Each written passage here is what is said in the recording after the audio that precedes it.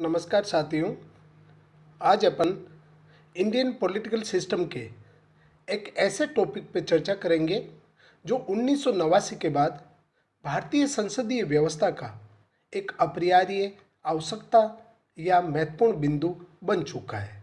ये टॉपिक है गठबंधन सरकार।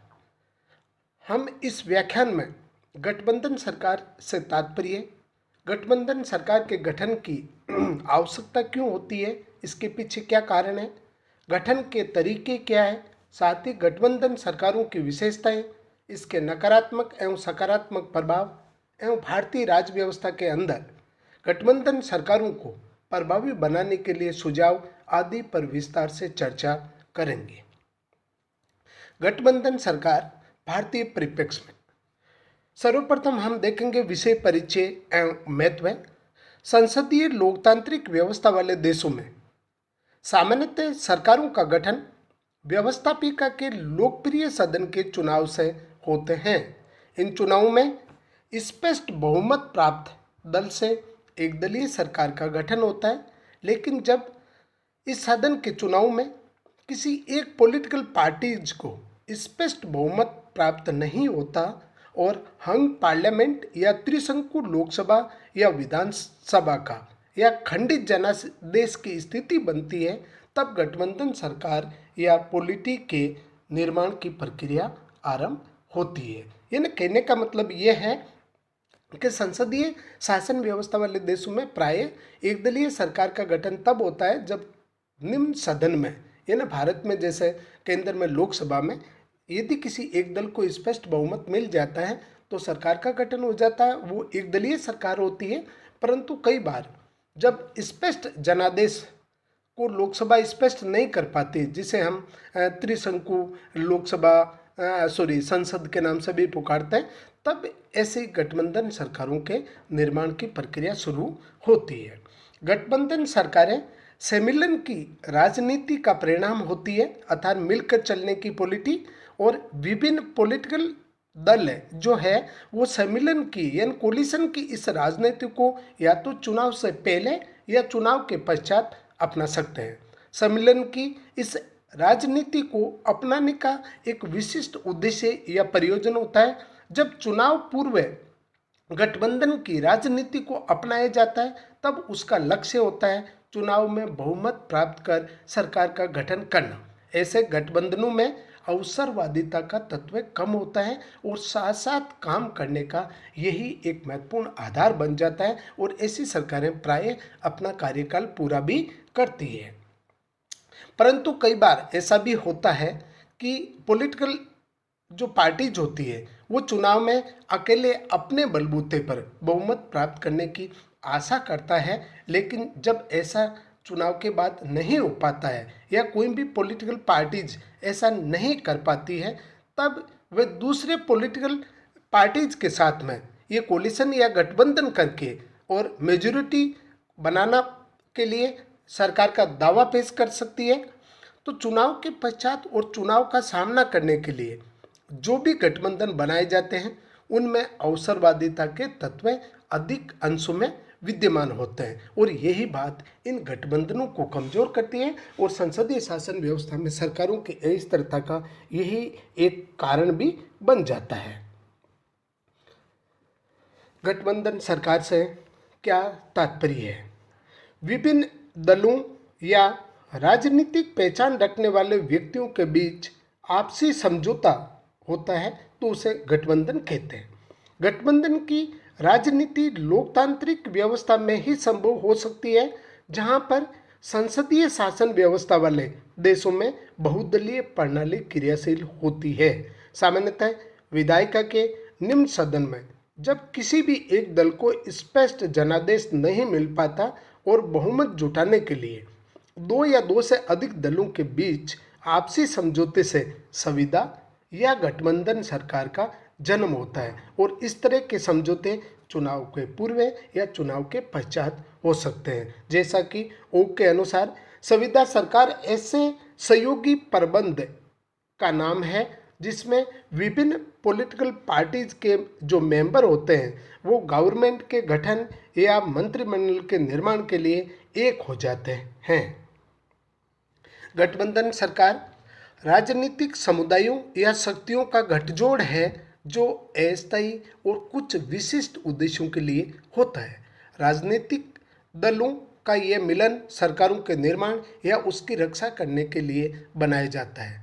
जिन दलों के सहयोग के फलस्वरूप साझा सरकारों का निर्माण होता है वे एक बुनियादी राजनीतिक कार्यक्रम पर एकमत होते हैं, यानी उनका एक साझा कार्यक्रम होता है और उस साझा कार्यक्रम पर वो एकमत होते हैं। इस प्रकार संविदा सरकारें जो मतभेदों के बावजूद एक समवेत स्वर होती है, यानी दलों की विचारधारा अलग होने के कारण से उनमें मतभेद जरूर होता है, लेकिन एक विशिष्ट प्रयोजन अर्थात सरकार के गठन के लिए जब वो एक हो जाता है तो एक समवेत स्वर के अंदर वो बात करने लग जाते हैं।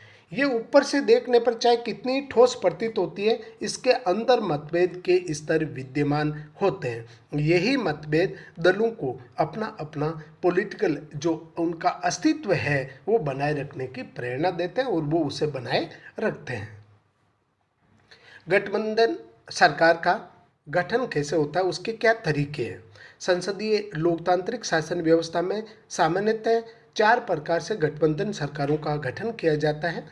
पहला, जब कोई दल स्पष्ट बहुमत से जीतकर आए तो सरकार का गठन होता है। जब किसी एक विचारधारा से संबंध दल समूह स्पष्ट बहुमत की स्थिति में रहे, जैसा कि भारत के केरल में वाम लोकतांत्रिक मोर्चों द्वारा सरकार का गठन किया जाता है। नंबर 3, जब चुनाव के पूर्व अलग अलग पॉलिटिकल पार्टीज द्वारा चुनावी संभावनाओं के आधार पर गठजोड़ बनाकर चुनाव लड़ा जाए और संयुक्त रूप से विजय हो, जैसा कि भारतीय राष्ट्रीय राजनीति में 1977 में जनता पार्टी, 2004 एवं 2009 में यूपीए यानी संयुक्त प्रगतिशील गठबंधन और 1998, 2014 और 2019 में एनडीए यानी राष्ट्रीय लोकतांत्रिक गठबंधन जो चुनाव से पहले ही हो जाते हैं। लास्ट, जब चुनाव के बाद किसी भी दल को स्पष्ट बहुमत नहीं मिलता है और ऐसी स्थिति में विभिन्न पॉलिटिकल पार्टीज सरकार बनाने के लिए मोर्चाबंदी या गठबंधन बनाए, जैसे कि वीपी सिंह की राष्ट्रीय मोर्चा सरकार, एचडी देवेगौड़ा की संयुक्त मोर्चा सरकार का गठन, यानी राष्ट्रीय राजनीति में वीपी सिंह और देवेगौड़ा की जो सरकारें थी वो इसी रूप में अंतिम जो गठबंधन का तरीका इसके रूप में वो निर्मित की गई थी। राजनीतिक विश्लेषक अंतिम इन 4 में से अंतिम 2 तरीकों से गठित सरकार को ही गठबंधन की श्रेणी में रखते हैं। अब देखते हैं अपन विश्व स्तर पर गठबंधन की राजनीति की कैसे शुरुआत होती है। विश्व स्तर पर भी गठबंधन की राजनीति होती है और इस आधार पर सरकारें बनती और बिगड़ती है। संसदीय व्यवस्था के जनक ब्रिटेन में सामान्यतः मिलीजुली सरकार नहीं बनती क्योंकि वहाँ बहुमत पद्धति को अपनाया गया है। जिस पार्टी को बहुमत मिले वो सरकार बना सकती है, अपेक्षित बहुमत की वहाँ आवश्यकता नहीं होती है। परंतु France, German, Italy, Canada, Sri Lanka, Japan तथा दक्षिण अफ्रीका में तो आनुपातिक मंत्रिमंडल की व्यवस्था को अपनाया गया है, जिसमें यह व्यवस्था है कि कुल पड़े वेद मतों में से यदि किसी पार्टी को 5% मत प्राप्त होता है तो वह सरकार में अपने इस अनुपात के बराबर भागीदारी कर सकती है। यूरोप में वर्तमान की स्थिति ऐसी है। ब्रिटेन, स्पेन, यूनान को छोड़कर लगभग सभी देशों में गठबंधन और संविदा सरकारें कार्यरत है। गठबंधन सरकार की प्रमुख विशेषता या तत्व है। गठबंधन सरकार में पहली बात है कि कम से कम 2 भागीदार होते हैं और भागीदार दलों की संख्या इससे अधिक भी हो सकती है। भागीदार दल गठबंधन की राजनीति को कुछ प्राप्ति के लिए अपनाते हैं। गठबंधन एक अस्थायी प्रबंध होता है। इसमें गठबंधन का प्रत्येक प्रमुख भागीदार दल अपनी राजनीतिक शक्ति में वृद्धि कर अकेले ही सत्ता प्राप्ति की इच्छा रखता है। गठबंधन सरकार का गठन समझौते के आधार पर होता है। इसमें कठोर सिद्धांतवादिता की जो पॉलिटिक्स होती है उसके लिए कोई स्थान नहीं होता है। गठबंधन सरकार की संकल्पना एवं प्रबंध में एक मूलभूत विकासशीलता होती है। ये विकासशीलता विविध रूपों में हो सकती है, जैसा कि ये सरकार किसी नवीन एवं चुनौतीपूर्ण स्थिति का सामना करने के लिए किसी विशेष पॉलिटिकल तकनीकी को अपना सकती है। इसके अतिरिक्त सेबिलन या कोलिशन की पॉलिटी में एक पॉलिटिकल पार्टीज आज जिसको सबसे प्रबल विरोध कर रही है वह उसे अपना सहयोगी समझ सकता है। यानी अभी जो विरोध हो रहा है वो कुछ समय के बाद में एक दूसरे को सहयोगी भी समझ सकते हैं। भारत में गठबंधन सरकार। भारत में ब्रिटिश औपनिवेशिक विरासत के कारण शासन व्यवस्था में वेस्टमिनिस्टर मॉडल यानी ब्रिटिश संसदीय शासन व्यवस्था के मॉडल को हमने अपनाया। इस मॉडल या संसदीय शासन व्यवस्था में एक दलीय प्रभुत्व वाली बहुदलीय व्यवस्था की विलक्षणता विद्यमान रही है, जिससे एक लंबे समय तक कांग्रेस पार्टी अखिल भारतीय राष्ट्रीय दल के रूप में समूचे देश में स्पष्ट जनादेश प्राप्त करती रही। परंतु जनता में बढ़ती जागरूकता एवं सामाजिकरण की प्रवृत्ति से 1960 के दशक के अंतिम वर्षों में इस स्थिति में बदलाव आता है और भारत में चौथे आम चुनाव जो 1967 में होते हैं, जहां पर मुख्यतः केंद्र और राज्यों में प्राय एक साथ चुनाव हुआ करते थे। इन चुनाव के बाद में भारत में रीजनल जो पार्टीज है वो कांग्रेस के वर्चस्व को चुनौती देती है और अनेक राज्यों में गैर कांग्रेसवादी संविदा सरकार या गठबंधन सरकारों का गठन हुआ। किंतु केंद्र में कांग्रेस की सत्ता कुछ अपवादों को, जैसे 1969 में कांग्रेस विभाजन पर वामपंथ का भारी समर्थन तथा जनता पार्टी की संविदा सरकार 1977 से 79 तक छोड़कर यानी 1989 तक केंद्र में यही स्थिति रही थी। 1990 के दशक के प्रारंभ से केंद्र में इस कोलिशन की जो पॉलिटिक्स है या राजनीति है उसकी शुरुआत होती है। आरंभ में संविदा सरकारें अपना कार्यकाल पूरा नहीं कर पाई थी, अर्थात पॉलिटिकल जो अस्थिरता की स्थिति है वो बार बार बनी हुई थी तथा इनका गठन ही बड़े निराशाजनक दृष्टिकोण से हुआ। परंतु 13वें आम चुनाव 1999 के उपरांत अटल बिहारी वाजपेयी के नेतृत्व में एनडीए की साझा सरकार पहली सरकार थी जिसने अपना पूरा कार्यकाल 5 वर्ष किया। तत्पश्चात यूनाइटेड प्रोग्रेसिव अलायंस यानी यूपीए संयुक्त प्रगतिशील गठबंधन जिसने 2004 से 2014 तक और पुनः 16वीं लोकसभा के चुनावों के बाद प्रधानमंत्री नरेंद्र मोदी के नेतृत्व वाले एनडीए की साझा सरकार ने सफलतापूर्वक कार्यकाल पूरा किया। यद्यपि 16वीं लोकसभा में एनडीए ने सबसे बड़े दल भारतीय जनता पार्टी को स्पष्ट जनादेश भी मिला, फिर भी 17वीं लोकसभा के चुनाव में भी इन्होंने एनडीए के रूप में ही चुनाव लड़ा, जिससे ये सिद्ध हो गया कि भारत में बहुदलीय संसदीय व्यवस्था वाले देश में गठबंधन की राजनीति आज एक अनिवार्य आवश्यकता हो गई है। गठबंधन सरकार के प्रभाव। हम गठबंधन सरकार के प्रभावों को हम सैद्धांतिक और व्यवहारिक दोनों रूपों में देखेंगे तो इसका नकारात्मक प्रभाव भी है और साथ में सकारात्मक भी प्रभाव देखने को मिलते हैं। सर्वप्रथम हम सकारात्मक प्रभाव देखेंगे। नंबर 1, गठबंधन की राजनीति में अनेक प्रकार के मतदाताओं को जो है ऐसी जो पॉलिटिक्स होती है उसमें विविध प्रकार के मतदाताओं को प्रतिनिधित्व मिल जाता है। इसमें विभिन्न विचार वाले पॉलिटिकल पार्टी शामिल होते हैं, जिससे आपसी समझ का विकास होने से एक प्रकार का उनमें कोऑर्डिनेशन बनता है, यथार्थ समन्वय होता है।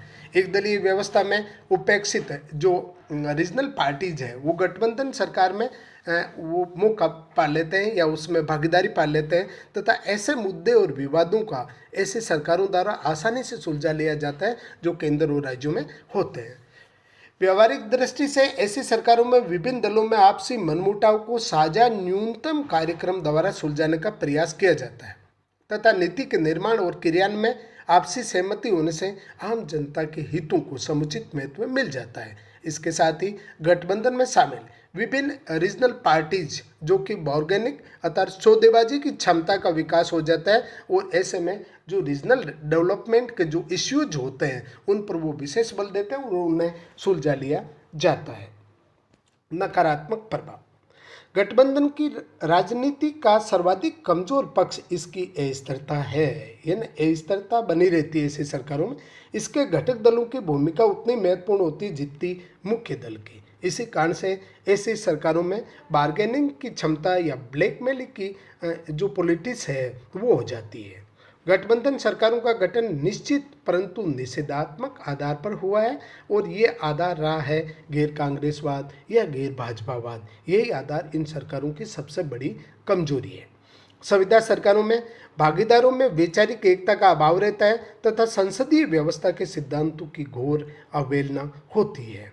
गठबंधन की राजनीति में प्रधानमंत्री और मुख्यमंत्री अपेक्षा करते हैं, यानी ऐसे गरिमा में पदों का हास हुआ है, उनकी स्थिति दयनीय होती है। साथ ही मंत्रिमंडल का निर्माण सभी घटक दलों की सहमति से होने से मंत्रिमंडल की गुणवत्ता पर खासा असर पड़ता है और उसमें सामूहिक एकता के सिद्धांत को बनाए रखना या उत्तरदायित्व को बनाए रखना भी संभव नहीं हो पाता। मंत्रिमंडल का आकार अनावश्यक रूप से बड़ा हो जाता है, जिससे एक देश में राजस्व का घाटा निरंतर बढ़ता जाता है। गठबंधन की राजनीति में वैचारिक समानता की ध्वजियां उड़ाई जाती है। चुनाव पूर्व जो दल एक दूसरे पर कीचड़ उछालते थे वही चुनाव बाद साझा सरकार में भागीदार बन जाते हैं। घटक दलों द्वारा क्षेत्रीय मुद्दों को प्रमुखता से उठाए जाने के कारण से राष्ट्रीय एकता को संकट होता है, क्षेत्रवाद की भावना पैदा होती है और कई बार ये भावना अलगाववाद में बदल जाती है। इससे देश में संघीय ढांचे के कमजोर होने की प्रबल संभावना बनी रहती है। गठबंधन सरकारें, सुझाव एवं निष्कर्ष। गठबंधन की राजनीति के प्रभाव दोनों ही तरह से पड़ रहे हैं, परंतु क्षेत्रीय दलों के उदय और राष्ट्रीय राजनीति में उनकी प्रभावकारी दखल अंदाजी ने भारत में गठबंधन सरकार को एक अनिवार्य आवश्यकता बना दिया है। भारत में गठबंधन सरकार का अनुभव आमतौर पर अच्छा नहीं रहा है, जहां शुरुआती दौर में एक दलीय प्रभुत्व युक्त बहुदलीय व्यवस्था थी, जिसमें राष्ट्रीय धारा में मुख्य दल हमेशा गठबंधन सरकारों को अस्थिर सिद्ध करना चाहता था। राष्ट्रीय राजनीति में क्षेत्रीय दलों के उद्देश्य से इस प्रवृत्ति पर अंकुश लगा, परंतु यही रीजनल पार्टीज गवर्नमेंट में शामिल होकर अपने निजी पार्टी एजेंडा या क्षेत्रीय हितों को वरीयता दी, जिससे सौदेबाजी की राजनीति को प्रोत्साहन मिला। बहुमत प्राप्त करने और उसको बनाए रखने के लिए निर्वाचित जनप्रतिनिधियों की खरीद फरोख्त एक सामान्य बात हो गई। दल अपनी मनमानी करने लगे, अत्यंत तुच्छ बातों पर समर्थन वापस लेकर सरकार गिराने की धमकी देने लगे। बार बार के मध्यावधि चुनाव से न केवल जनता के अरबों खरबों रुपयों के अतिरिक्त मार झेलनी पड़ी, बल्कि समस्त लोकतांत्रिक परंपराओं को भी तीक्ष्ण पहाड़ झेलना पड़ा। ऐसे में सरकारों का स्थायित्व और साख दोनों पर अनेक प्रश्न चिन्ह लगे। भारत में न केवल राष्ट्रीय स्तर पर अपितु राज्यों के स्तर पर भी गठबंधन सरकारों का गठन इसी निषेधात्मक आधार पर होता है। इसे न केवल संसदीय परंपराओं का मखौल उड़ा, अपितु केंद्र और राज्यों के बीच में महत्वपूर्ण रूप से तनाव भी उभरा। यही कारण है कि सबको साथ लेकर चलना गठबंधन सरकारों के समक्ष आज सबसे महत्वपूर्ण चुनौती है। परंतु भारत में क्षेत्रीय दलों का उभार, लोगों में पर्याप्त राजनीतिक सामाजिक चेतना का विकास लोकतंत्र के विस्तार का संकेत है। सत्ता की राजनीति आज केंद्र से निकलकर विकेंद्रीकृत हो रही है। घटक दल कुछ सीमा तक विपक्ष की भूमिका में नजर आ रहे हैं। हाल ही के वर्षों में भारत में गठबंधन की राजनीति में दो महत्वपूर्ण बदलाव नजर आ रहे हैं। प्रथम, राष्ट्रीय स्तर पर कुछ सीमा तक राज्यों में भी चुनाव पूर्व दो प्रमुख राष्ट्रीय दलों के पक्ष और विपक्ष में ध्रुवीकरण हो रहा है। द्वितीय, सरकार चलाने के लिए सर्वमान्य एजेंडे का निर्माण किया जा रहा है। एक और दो राष्ट्रीय गठबंधनों की स्थितियां बनने लगी है, वहीं साझी कार्यक्रमों के सहयोगियों के बीच में विश्वास की स्थिति बन रही है। संक्षेप में कहा जा सकता है कि भारतीय राष्ट्रीय राजनीति में 21वीं सदी के शुरुआती दशक से द्विदलीय पद्धति के शुरुआत से अनिश्चितता का दौर अब समाप्ति की ओर है। भारत में गठबंधन की जो पॉलिटिक्स है वो क्रमशः परिपक्व होती जा रही है और इससे हम आज इनकार नहीं कर सकते। धन्यवाद।